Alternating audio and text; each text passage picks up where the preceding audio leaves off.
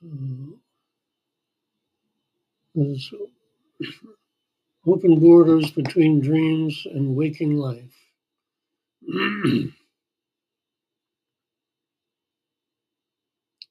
The Uberus, Kekule's inspiration for the structure of the benzene. The German organic chemist August Kekule describes the eureka moment when he realized the structure of benzene after he saw a vision of Ouroboros. I was sitting writing at my textbook, but the work did not progress. My thoughts were elsewhere. I turned my chair to the fire and dozed. And again, the atoms were gambling before my eyes. This time, the smaller group kept modestly in the background.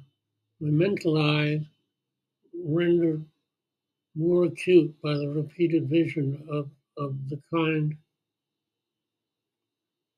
could not now distinguish larger structures of manifold conformation, long rows, sometimes more closely fit together, all twining and twisting in snake-like motion.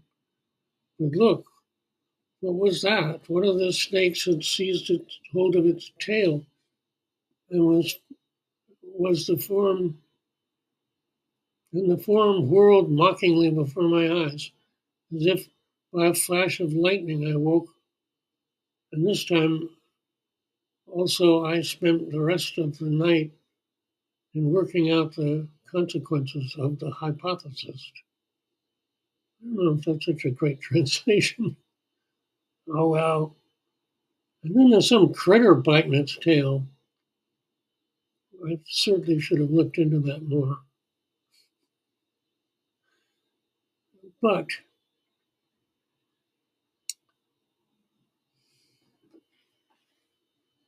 I didn't. So there.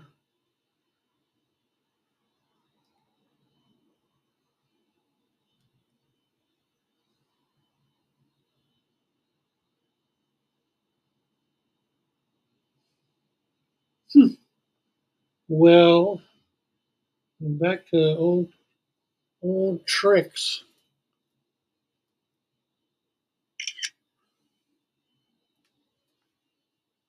Yeah, what the hell is it? Oh my god. Oh, sorry.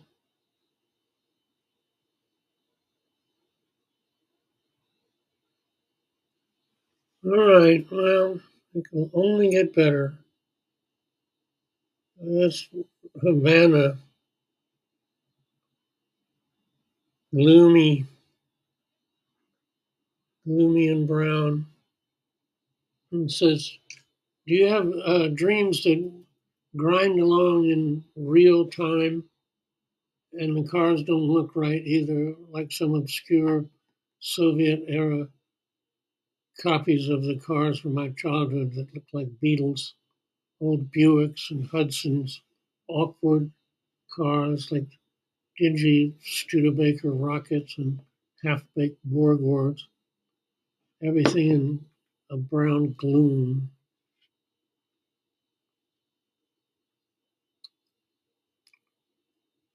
I do. I haven't had one of those in a long time now. But they're a drag. It's like, tick tock, tick tock, none of this. And then, mm-mm. A friend and I have a shared recurring dream of an old house with a ballroom that has seen better days and a warren of additions in back going down the side of a hill. Discovered this when we came out of seeing Being John Malkovich, which has the dream sequence with trapdoors and vents and hallways and secret passages.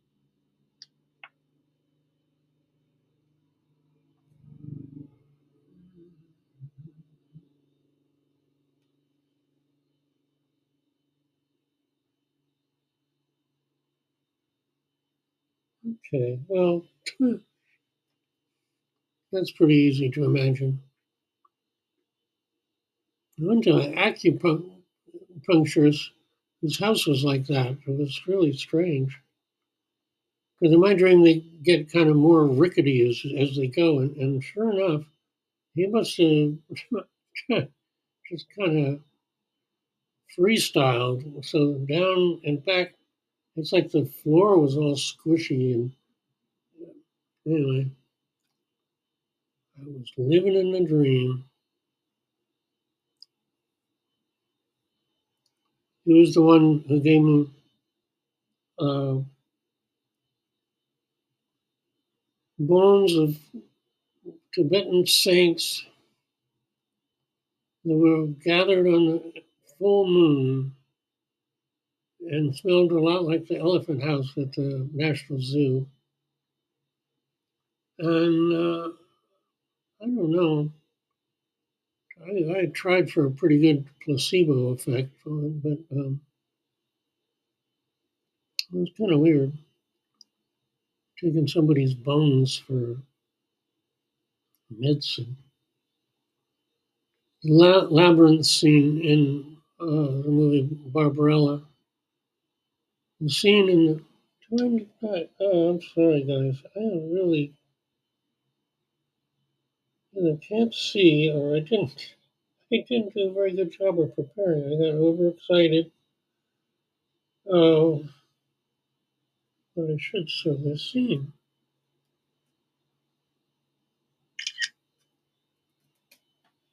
because not everybody has seen Barbarella.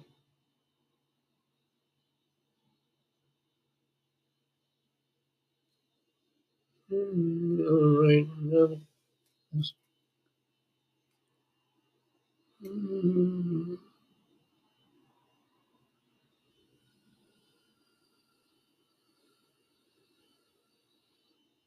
they're all ashen. It's like crusty ashen, and people are like half stuck inside it. Uh, the scene in the movie is the only one that has ever made me jump out of my seat all the way out, standing up.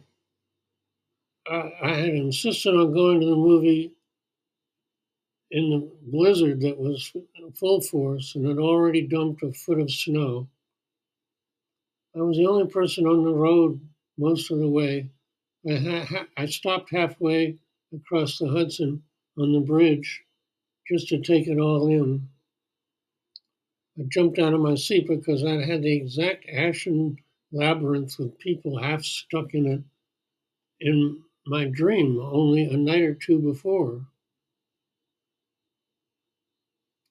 And here is Remedios Varo, who apparently had a similar thing. It's one of those shared dreams. Oh, I'm so sorry. But yeah, we just have a little informal meeting here. Uh, show and tell. Want to see the picture I just took? Anyway, there's Remedios Varo. Very much the same thing.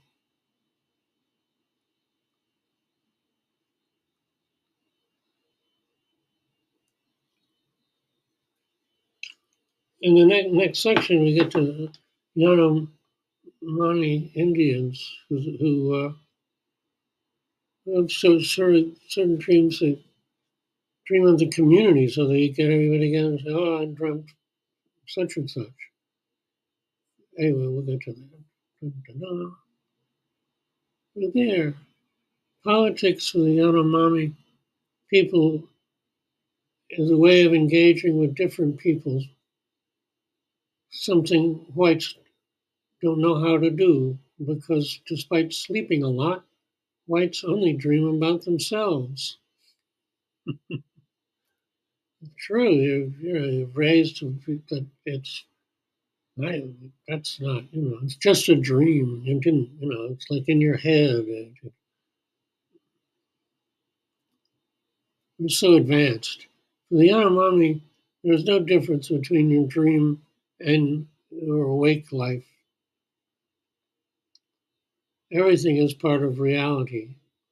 When dreams involve the collective, they share them, explained anthropologist Hannah Nemulia, author of the book, oh hell, a bunch of Spanish. Oh, The Desire of Others, an ethnography on Yanomami dreams. Ooh, that sounds cool. They have all kinds of things where you're just kind of like, really? Like they don't bother with numbers. Everything is in the present tense. A missionary went down there, tried to tell them about Jesus, and they said, "Well, so have you met Jesus?" They said, "Well, no, no, no, no." And then, oh, forget about it. They just didn't want to know. And he was telling them about the ins and outs of sin and whatnot. And I don't know, somehow it came out that I guess somebody asked and said, "Well, what about if you didn't know? Uh, would you still go to hell?" And the missionary said, "No." And they, like any reasonable person, said, "Well, then why did you tell us?" He lost his religion. He did. He went to a lot of trouble. He learned a language, which is ridiculous. I can't even. Just when you think, oh, maybe they're a little slow, they have 4,000 words for plants and complete with their uses. I don't think I could even think about 4,000 plants. So, yeah, dreams are considered real, not filed away as strictly psychological events, or the brain sorting what goes into long term memory, what gets pruned.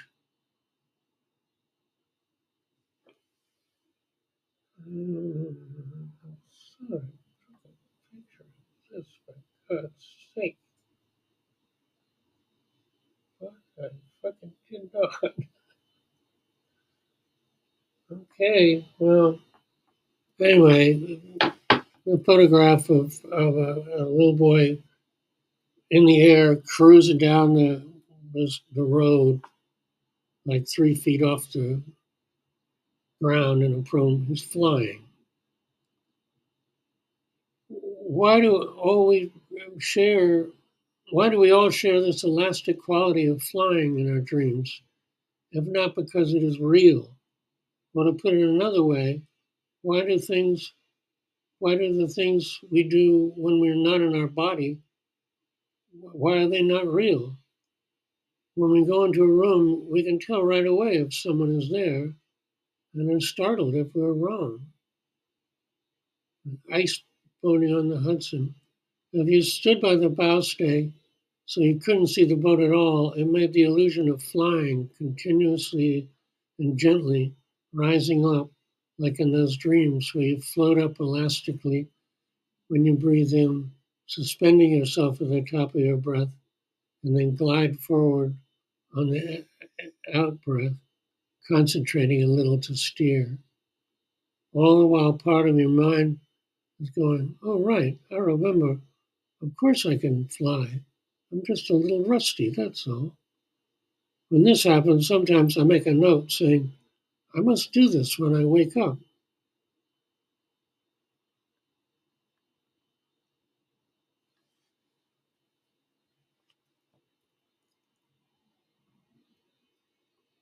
Uh, then there's a mysterious picture.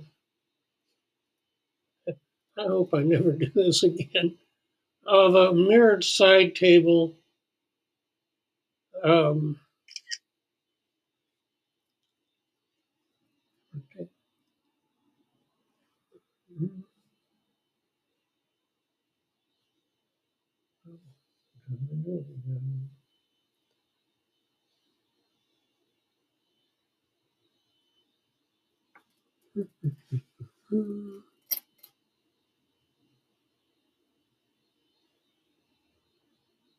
It's pretty fuzzy.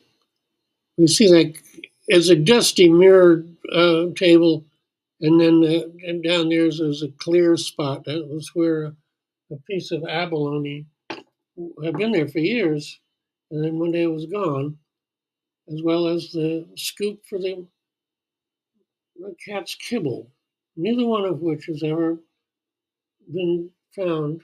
And I'm just here by myself. No one else comes here. Uh, the shadow was left when a piece of abalone disappeared from that spot where it lay with several other pearlescent and iridescent things. It has never shown up. Remembering when we first went shopping and a bunch of cilantro leapt from the top of a bank in a display case and landed on the floor. Next, on a distant side of the store, a wrapped sandwich flew off a shelf 5 feet high and cleared the lower horizontal section at the bottom, landing with a plop loud enough to make the guy walking past turn and look. As people do when something doesn't make sense, he continued on as if nothing was the matter. A minor thing, but it was a sign of many, many things to come. I was at a concert at the park. Music, there's, I don't know, 1,000 people.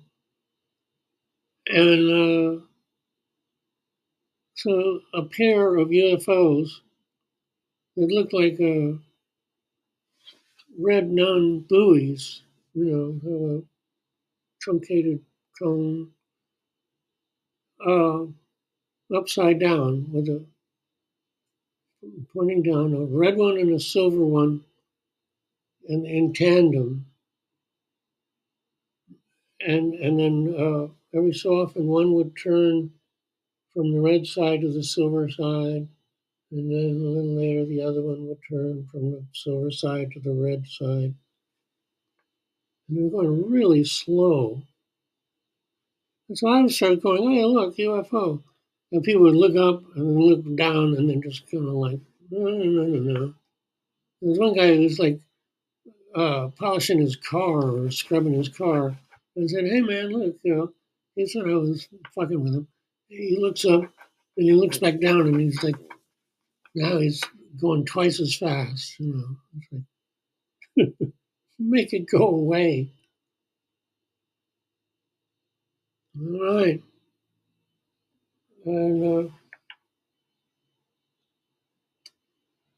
And now we get to what I actually took a photo of. I have to shield from that light. I made a light so. There's my little dog wigging out. She would do that constantly. She had macular degeneration and went blind in a week. Uh, and and then she started seeing. She was looking at me in the corner. Uh, and then she started like seeing stuff. Here she's looking in the middle of the wall in the dining room. But most of the time she'd look right above my head in the corner. I'm like, what's going on? I'm glad you're wagging your tail. Chupa has macular degeneration. She can't see anything in front of her. Does this from time to time. Can't imagine what she's seeing. Acts excited and happy. Here she is looking at the middle of the wall in the dining room, the only place this occurs. Most often, she looks over my head where I sit in the corner. Dogs can see ultraviolet light. In fact, we are one of the few animals that can't see it. No idea if that's relevant in this case. she acts as if she has seen something living, glad for the tail wagging.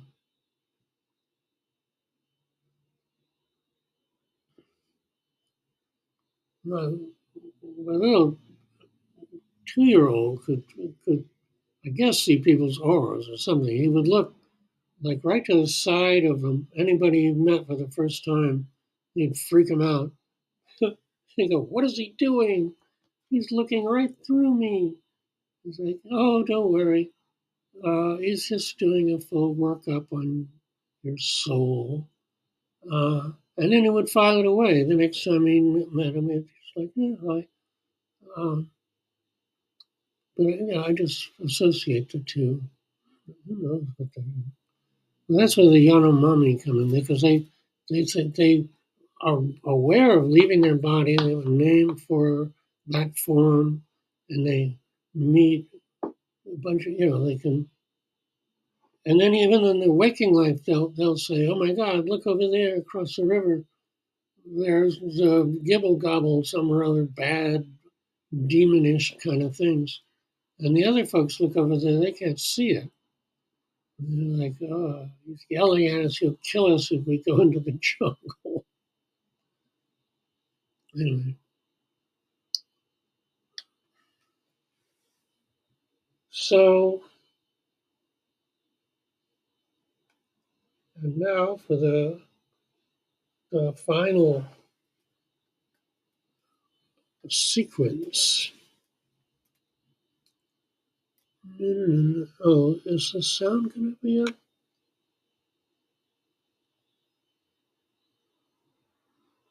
Oh,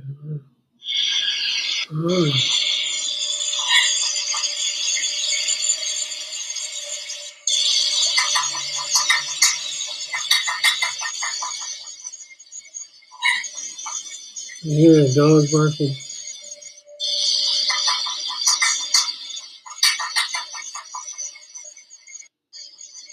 That's in the corner of the bathroom where the week before, when Brianna was in the bathtub, kitty corner from where she was, fortunately, a whole big section of the ceiling came down, cleaned it up, and there was this big old hole. And then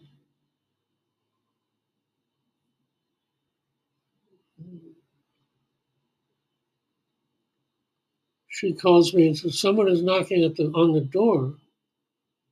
I guess that's what I thought. The dogs are barking. No one is at the door. It's coming from the ceiling.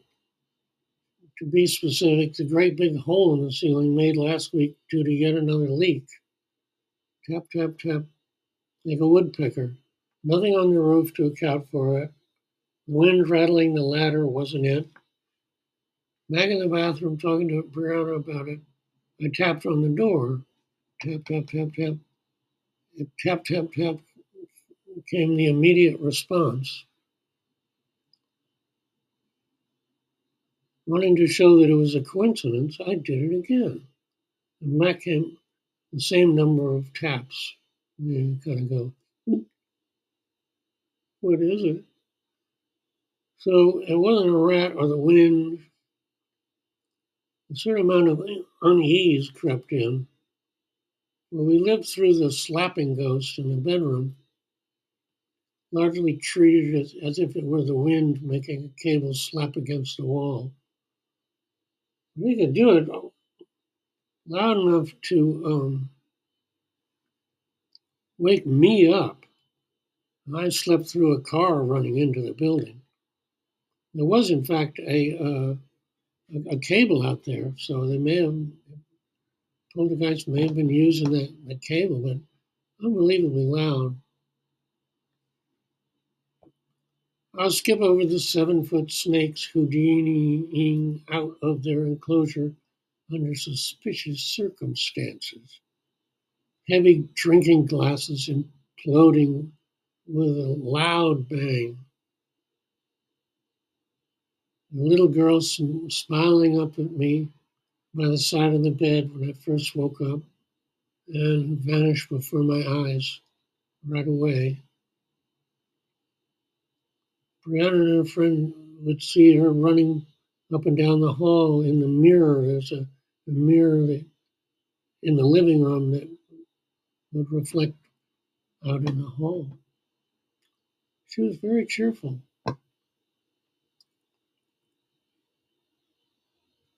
Only once when Brianna was away for a week did the cable slapping creep me out, begin to have a personal edge. Then it stopped. That was months ago, maybe a year or more. We'll see. Hope we hit on the right invitation to scram nice and soon. And then there's a joke which I had to like.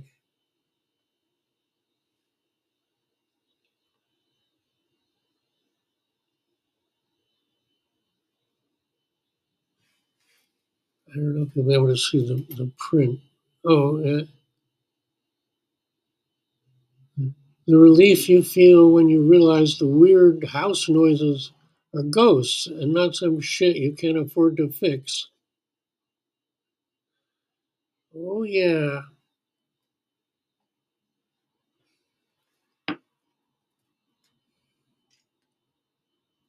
Not some shit you can't afford to fix, or in this case, something that cannot be fixed by material objects like buckets and buckets of roof patch, by putting another layer of new roofing on top of the new roof. We were warned. The first day after the roof was installed, a tenant called and said the roof was leaking from the peak. And it had filled a Home Depot bucket half full. This was true, though inexplicable. How does that work? It doesn't. Standing there with a roofer, looking at the new roofing going over the peak, topped by a brand new flashing, made for a very short conversation. Variations of this nonsense went on for years. I said, I need a copy of Exorcism for Dummies. Well, Roofer said about a leak in the closet to dig through the wall and trace where the water was coming from. So with both of us on our phones, I did. I reached the source, if you could call it that, halfway through the exterior stucco. Just dries right up. Topside, there was no trace of so much as a crack in the paint. It was kind of interesting to see this straight person, and the two of us really not wanting to say, well, it's probably poltergeist, you know. uh, if you go along with that, eventually you kind of go, well, now why are we calling it supernatural anyway? Why isn't it just more nature? It certainly seems organic enough. It's like trying to make this classification that's, kind of mysterious, possibly religious, which is usually the way to end a conversation or thinking. Um, there was no point in fixing the ceiling in the bathroom until the leak was fixed, so a flimsy piece of masonite channels when erratic leaks occur, usually out of sync with the actual rain. A proper storm, no leaks. Tenth of an inch, no leak the day of. That happens the day after. I mentioned a situation to my Sufi teacher on the phone, and he says, "Oh, there's a house blessing for that. You can do it." Then goes on to say I should get someone from the healing order, an altar, 8 candles, a bowl of water, the whole universal worship schmear. Naturally, I stall, partly because I want to savor the idea that it will work, and partly to ignore other possibilities. Then one day I decided to have a look at the service for purifying houses of evil influences. I'm reading along, picturing the whole thing, very open-minded, not making a shopping list, getting a little flow going. I was starting to lean toward door number one, the plan that I'd do it. It rained, didn't leak. This was possibly normal. Then a few days later, it rained again. Still nothing. I didn't say anything.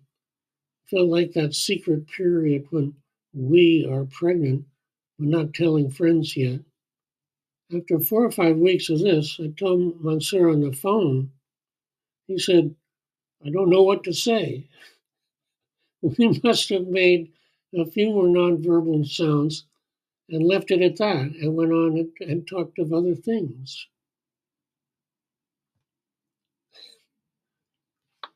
Oh man, you just never knows.